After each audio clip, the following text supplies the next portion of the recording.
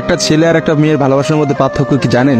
একটা মেয়ে একটা ছেলেকে পাগলের মতো ততক্ষণ পর্যন্ত ভালোবাসে যতক্ষণ পর্যন্ত না সেই মেয়েটা ওই ছেলেটার থেকে ভালো কাউকে পায়। আর একটা ছেলে যখন একটা মেয়েকে ভালোবাসে, তাকে যদি পৃথিবীর সব থেকে সুন্দর মেয়েটাকেও এনে দেওয়া হয়, তবু ওই ছেলেটা তার সেই ভালোবাসার মানুষটাকেই চয়েস করবে। এটাই হচ্ছে একটা ছেলে আর একটা মেয়ের ভালোবাসার মধ্যে পার্থক্য। কারণ ছেলেরা কোনো সময় বেটার অপশন খোঁজে না, ছেলেরা সবসময় তার শান্তির জায়গাটা খোঁজে।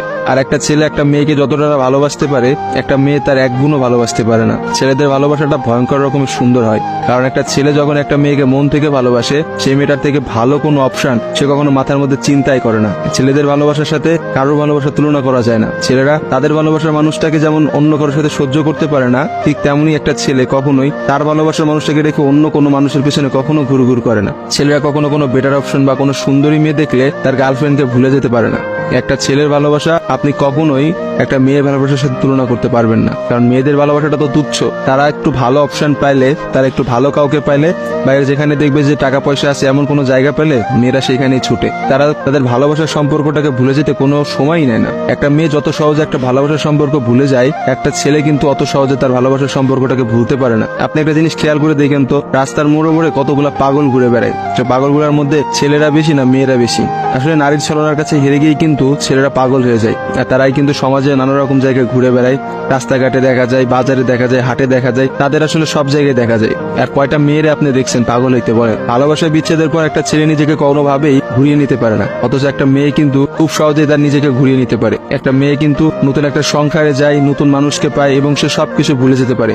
আসলে ভাই, নারীদের ছলনা বোঝার ক্ষমতা না ছেলেদের এখনো হয় নাই। একটা কথা আছে, ইতিহাস কিন্তু সাক্ষী যে নারীরা কিন্তু চরম ছলনাময়ী। আপনি কখনোই একটা নারীর ছলনা ধরতে পারবেন না। একটা ছেলে কখনোই একটা নারীর ছলনা বুঝতে পারে না।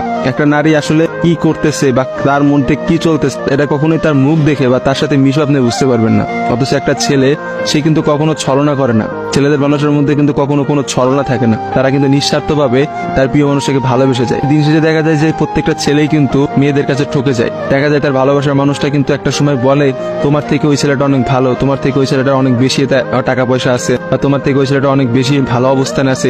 এইসব কথা বলে কিন্তু একটা মেয়ে খুব সহজে একটা সম্পর্ক নষ্ট করে দেয়। কিন্তু আপনি কি দেখাইতে পারবেন যে কোনো ছেলে কোনো মেয়েকে বলছে যে তোমার থেকে ওই মেয়েটা অনেক ভালো, বা ওই মেয়েটা তোমার থেকে অনেক ভালো অবস্থানে আছে, আজকে আমি তোমাকে ছেড়ে দিচ্ছি ওর কারণে? কখনোই দেখতে পাবেন না।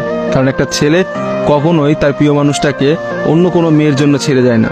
আর আপনাকে আমি হাজার হাজার এমন অপশন দেখাইতে পারবো যেখানে হাজারটা মেয়ে হাজারটা ছেলেকে এই বেটার অপশনের কথা বলে ছেড়ে চলে গেছে। মেয়েরা ভাই বড়ই স্বার্থপর হয়, ওরা যেখানে একটু স্বার্থ খুঁজে পায় সেখানেই চলে যায়। কিন্তু আমি দিন শেষে একটা কথা বলতে চাই, কোনো মানুষকে ঠকিয়ে কেউ কোনোদিনও সুখী হতে পারে না। কারণ যারা ঠকায় তাদের বিচার কিন্তু আল্লাহ ঠিকই করবে। আজকে না হোক কালকে, কালকে না হোক কিছুদিন পরে বিচার আপনাকে পেতেই হবে। কারণ কাউকে ঠকায় কেউ কখনোই জিততে পারে না। আপনি অবশ্যই একদিন ঠকবেন, এবং আপনি একটা মানুষকে ঠিক যতটা কষ্ট দিচ্ছেন না, তার থেকে বেশি কষ্ট পাবেন। আর ছেলেদের কাছে একটাই কথা বলবো, এসব ভালোবাসা প্রেম প্রীতি বাদ দিয়ে নিজের ক্যারিয়ার দিকে ফোকাস করেন। নিজের ক্যারিয়ার বানান, একটা ভালো কিছু একটা অবস্থানে যান, দেখবেন মেয়েদের অভাব হবে না ভাই। লাইফে অনেক মেয়ে পাবেন। এজন্য নিজের ক্যারিয়ারের দিকে ফোকাস দেন, নিজের লাইফটাকে সেট করেন। আজকে ভিডিওটা এই পর্যন্তই। ভিডিওটা ভালো লাগলে অবশ্যই ভিডিওটা শেয়ার করবেন। আবার দেখাবেন নতুন কোন একটা ভিডিওতে। Tata guys.